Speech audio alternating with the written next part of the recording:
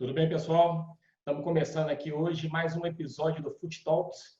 Hoje nós vamos fugir um pouquinho aqui do assunto nas quatro linhas e vamos falar um pouco sobre direito desportivo. Eu tenho o prazer de receber hoje no Foot Talks os advogados Felipe Freire e Isabela Vaz. Sejam bem-vindos, pessoal. Olá, Rafael. É um grande prazer conversar com você, conversar com a Universidade do Futebol. Me coloco à disposição para esse nosso bate-papo aqui, para conversar sobre as coisas mais atuais do direito desportivo relacionadas à nossa paixão, que é o futebol. Bem-vindo, Isabela. Olá, Felipe. Olá, Rafael. Oi, desculpa, Rafael. Queria agradecer a oportunidade de estar aqui com vocês e falar sobre essa paixão nacional relacionada a um pouco da nossa área de atuação, que é o direito. Espero contribuir aí um pouquinho para a nossa tarde. Legal. Bom, o tema de hoje, pessoal, vai ser o Clube Empresa. Acho que é um tema aí que está em voga, né? Está se falando muito no Brasil sobre essa questão do Clube Empresa. Nós temos aí alguns projetos de lei tramitando.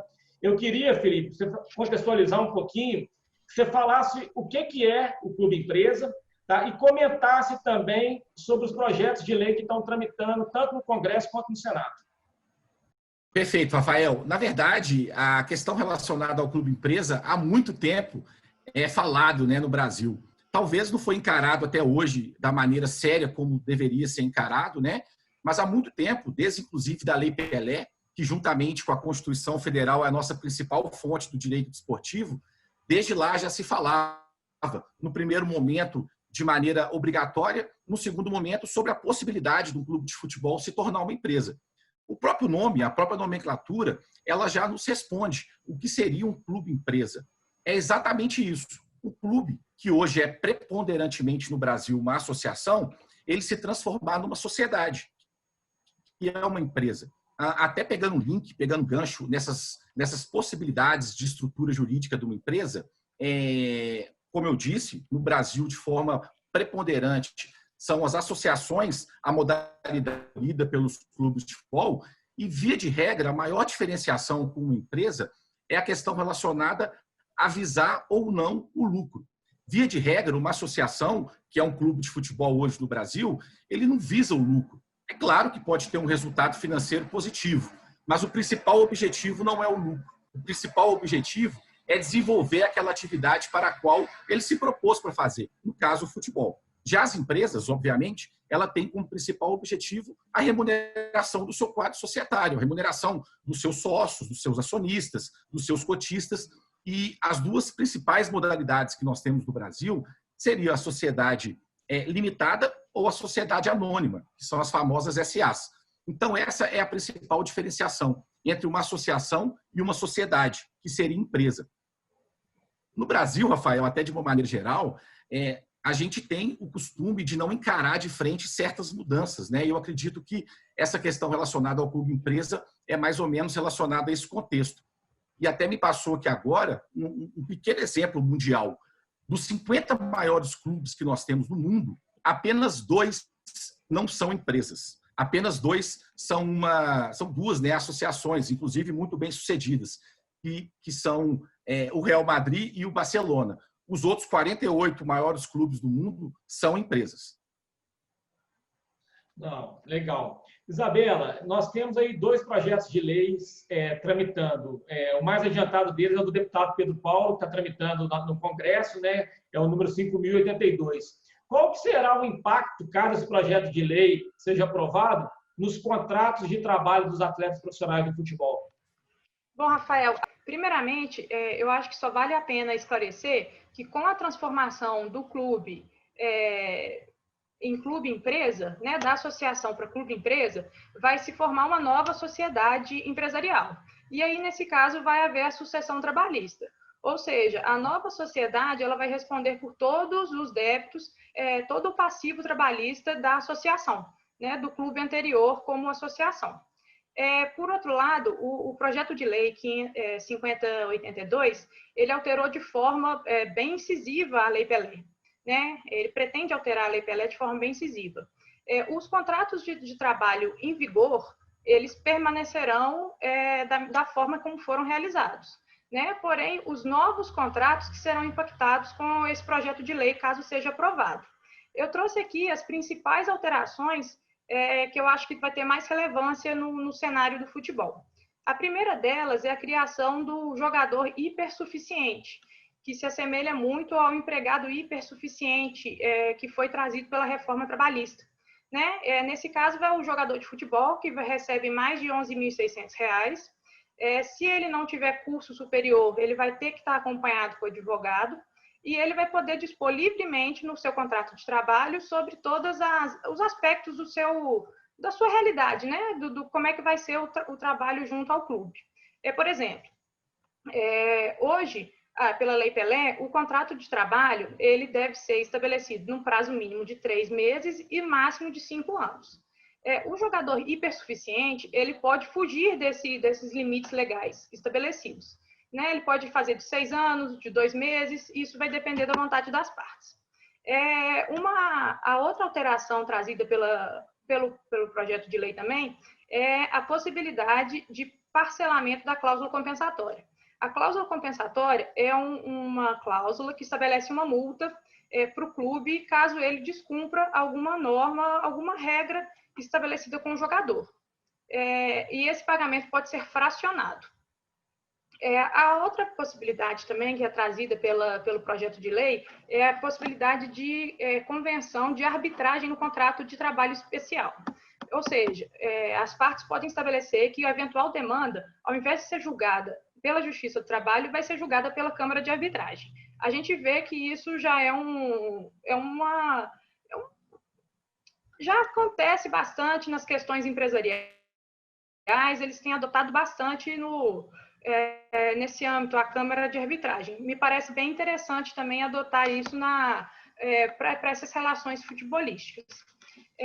A outra alteração que eu trago aqui, que me pareceu bastante importante, é sobre o direito de imagem do empregado hipersuficiente, do jogador hipersuficiente. Hoje, o jogador, sem ser o hipersuficiente, ele só pode ganhar até 40% do valor de direito de imagem. Ou seja, sua remuneração de direito de imagem só pode ser 40% do valor total que ele ganha, né? Como parâmetro para estabelecer que esse valor não é fraude, não é fraudulento, para não ter natureza salarial. O jogador hipersuficiente, de 40% vai ser alterado para 80%. Então, Rafael, são as principais alterações aí que o projeto de lei trouxe. Legal, Isa. Bom, Felipe, eu queria falar agora um pouquinho de tributação, cara. Um grande empecilho aí para os clubes se tornarem empresas, pelo menos isso é debatido aí há mais de 30 anos, é a questão tributária, né? Pelo fato de serem associações, os clubes hoje eles têm uma tributação favorecida e, ao se tornarem empresas, se nada for alterado, a tributação vai subir. Isso foi um grande empecilho para qualquer projeto de lei fosse aprovado pelo Congresso até então. Esse projeto, deputado Pedro Paulo, ele traz alguma novidade em relação às questões tributárias, Felipe? Sim, Rafael. Até antes de responder de maneira objetiva a sua pergunta, não há nenhuma dúvida que a questão tributária ela sempre foi e ainda é um entrave para qualquer discussão relacionada à transformação do clube-associação em clube-empresa. O projeto de lei, que está tramitando em caráter de urgência urgentíssima, esse, inclusive, é o termo que o pessoal do Congresso costuma usar. O que está tramitando, ele prevê, sim, essa possibilidade de um regime especial de tributação. As empresas, de uma maneira geral, elas têm a possibilidade, né? É claro que existem critérios, para se filiarem ao Simples Nacional, que tem regras bem específicas de tributação.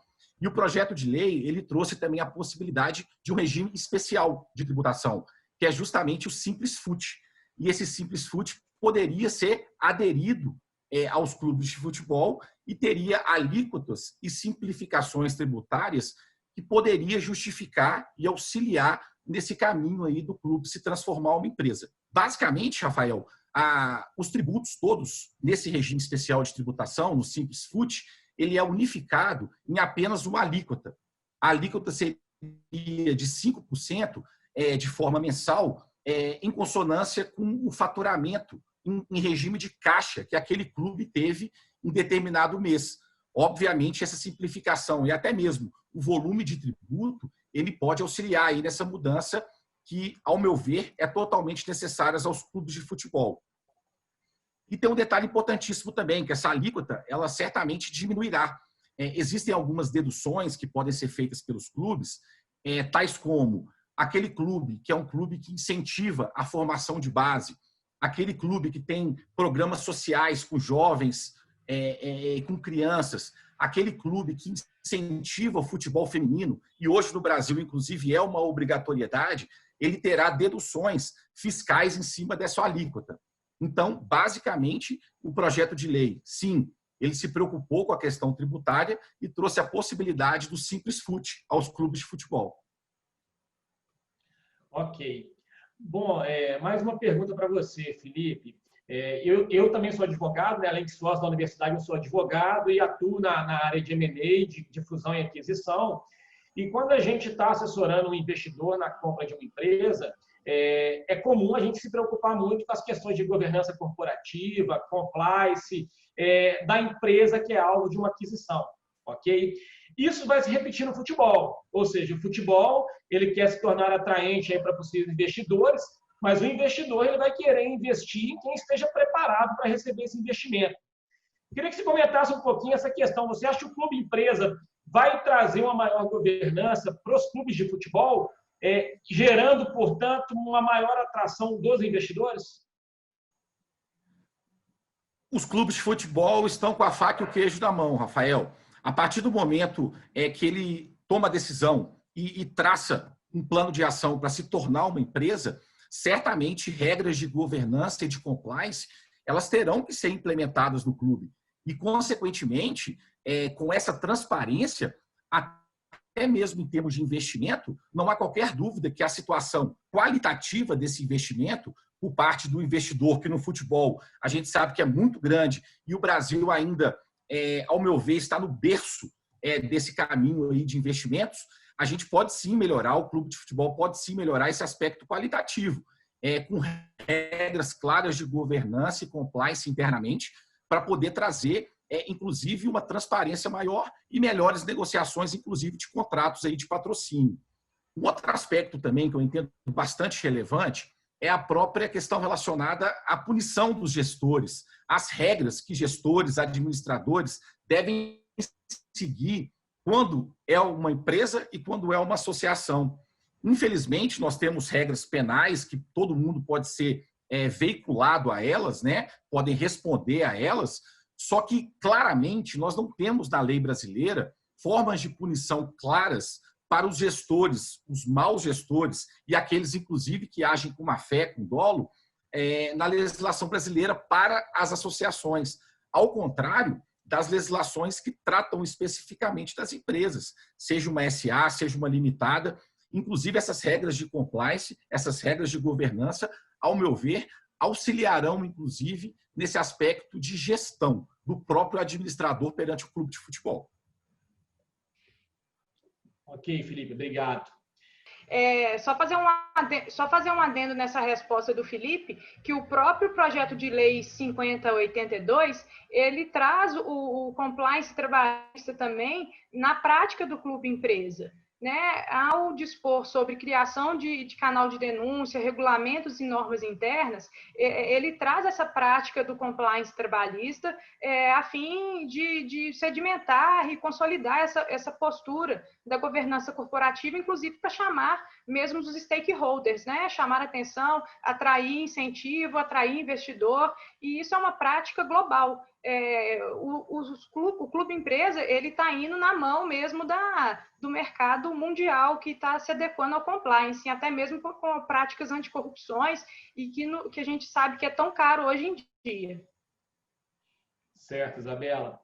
Queria entrar no assunto com você, Isabela, sobre também a novidade que essa lei traz, né, esse projeto de lei traz, que é a possibilidade dos clubes requererem a recuperação judicial, né? Ao se tornarem empresas aí, os clubes terão o direito, como qualquer empresa do Brasil, de fazer o pedido de recuperação judicial para equacionamento de dívidas e coisa parecida.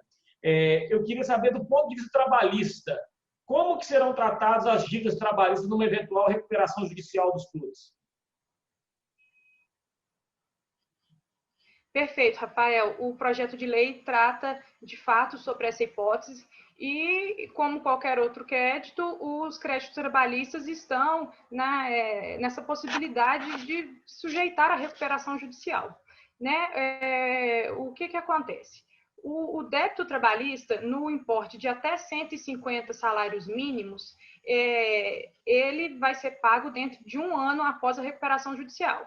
Os valores que se passarem desse importe de 150 salários mínimos, eles serão pagos de acordo com o plano estabelecido pelo administrador. Né? E uma outra coisa que é importante ressaltar aqui, que os contratos de trabalho firmados não poderão ser rescindidos, mesmo que o clube esteja sob recuperação judicial. Ou seja, o jogador terá que continuar prestando serviço e não poderá utilizar o argumento de que o clube está em recuperação judicial para rescindir o contrato. Ok.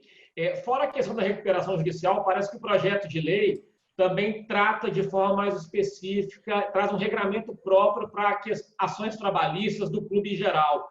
Fala um pouquinho sobre isso para a gente. O que a lei está prevendo, Isabela? Claro, Rafael. O que acontece, né? O que a gente vê nos dias de hoje? A gente vê um endividamento muito grande dos clubes, inclusive no que tange aos débitos trabalhistas. Então, o que o projeto de lei trouxe? Ele trouxe o regime centralizado da Justiça do Trabalho. O que é isso? Os clubes que tiverem mais de uma ação e estiverem com possibilidade de atrapalhar as suas atividades com constrições judiciais advindas da Justiça do Trabalho, eles poderão requerer esse regime de centralização. O que é esse regime? Vai pegar um juízo onde vão centralizar todas as execuções trabalhistas e será montado um plano para pagamento. Então, nesse regime, o clube tem que apresentar todas as receitas, vai ter que apresentar os débitos do clube e a forma de pagamento.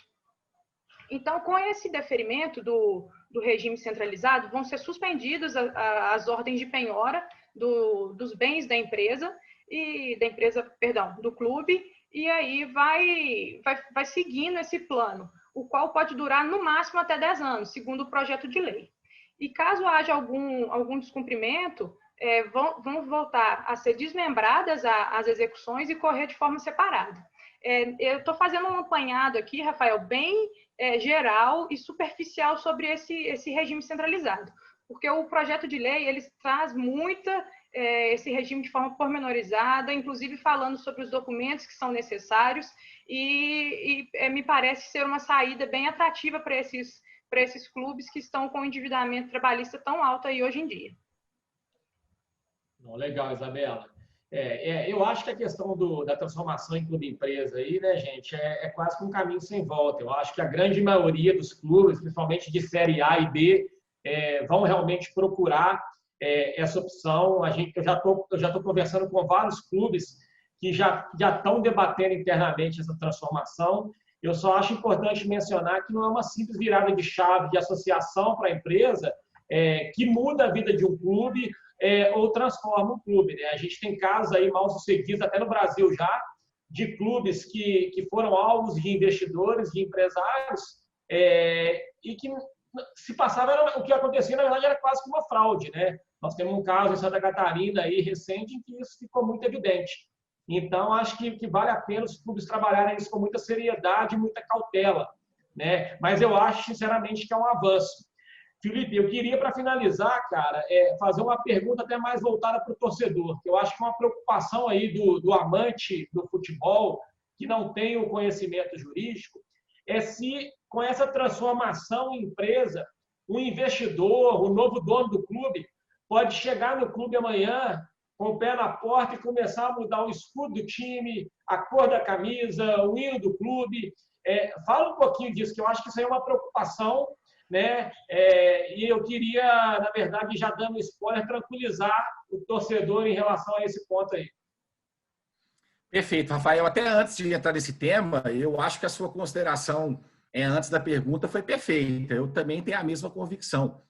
certamente é um caminho sem volta. Quem quiser continuar no mercado de maneira eficiente, o caminho, seja a curto, seja a médio prazo, será essa transformação para clube-empresa, será a transformação para uma sociedade, mas é claro também que não é só mudar a chave, fechar a porta num dia, voltar no outro e continuar a mesma coisa. Tem uma série de critérios aí, uma série de normas de gestão que certamente o clube vai ter que entrar. E respondendo sua pergunta, é claro que essa é uma preocupação de todos os torcedores. Eu, inclusive, como amante do futebol, eu tenho essa preocupação. Apesar de ter a convicção que o meu time do coração ele tem que, em algum momento, se tornar uma empresa, veio à minha cabeça, em vários momentos também, essa preocupação. E aí? A partir do momento que o clube tem um dono, que tem um empresário lá mandando, e tem essa prerrogativa legal de mando, ele poderia automaticamente mudar a cor do clube, mudar o escudo do clube, mudar até o hino do clube. Nós temos casos aí no mundo que essa discussão ela veio à tona, né? Em pouquíssimos casos que eu tenho conhecimento, inclusive, salvo engano, no interior da Inglaterra, na segunda divisão, na Championship, né? Tem inclusive um clube que há pouco tempo se tornou empresa, o dono resolveu mudar toda a questão relacionada à parte estrutural, inclusive em termos de cor, e a torcida gostou. Mas eu até acredito que, de uma maneira geral, nós aqui no Brasil, certamente, não gostaríamos de qualquer mudança nesse sentido, seja em termos de cor, seja em termos de escudo, de hino. Então, Rafael, claro que o investidor, o empresário, vai ser o dono do clube, mas existem saídas jurídicas para que essas questões elementares e estruturais do clube de futebol, brasileiro no caso, elas sejam mantidas. E essa manutenção, ela passa por um acordo, né? Seja em qualquer sociedade, existe essa possibilidade, qualquer alteração estrutural numa empresa pode ser via um acordo que a gente chama de acordo de cotistas, por exemplo, numa sociedade limitada, ou pode ser um acordo de acionistas, se o clube for uma SA. Então, o caminho é esse. Na constituição da empresa, logo após os atos constitutivos, também se firmar um acordo de cotistas ou um acordo de acionistas que vedará, que proibirá uma alteração estrutural nesse sentido. Não, muito bom, pessoal. O tema é muito rico, né, gente? A gente podia ficar aqui o dia inteiro falando de clube-empresa. Eu acho que é um tema que logo, logo vai voltar à mesa e eu queria contar de novo com vocês aqui para ver como é que foi o desenrolar desse projeto de lei no Congresso e no Senado. Eu queria agradecer duplamente à Isabela e ao Felipe, primeiro aqui pela participação no Foot Talks, tá? Segundo, pela participação na elaboração do curso de Direito Esportivo. A Universidade do Futebol lançou hoje esse curso nas nossas plataformas, já tem até o link aqui embaixo para quem se interessar. Eu acho que é um curso assim, muito rico, né? Tem uma série de modos que vão abarcar aí toda a questão do direito desportivo. Nós vamos falar de clube-empresa, fair play financeiro, contrato de trabalho, justiça desportiva. E eu acho que vai enriquecer muito tanto ao estudante de direito como ao advogado que quer atuar na área ou que já atua. Tá? Muito obrigado, então, novamente, aí, a Isabela e ao Felipe pela participação. Muito obrigado, Rafael. Foi certamente um duplo prazer também, tanto participar agora com vocês, com a Universidade do Futebol do Foot Talks, como também participar desse curso que foi a gestão jurídica nos clubes. Foi um grande prazer ter participado juntamente com a nossa querida Isabela aí da elaboração desse curso.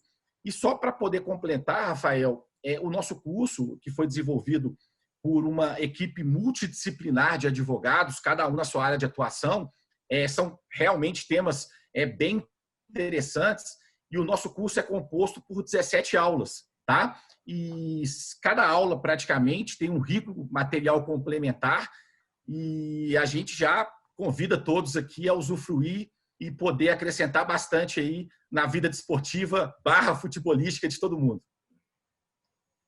Rafael, Felipe, agradeço também o convite, tanto para o Foot Talks como para a elaboração do módulo do contrato de trabalho. É uma honra estar aqui com vocês e sempre que precisar estamos à disposição.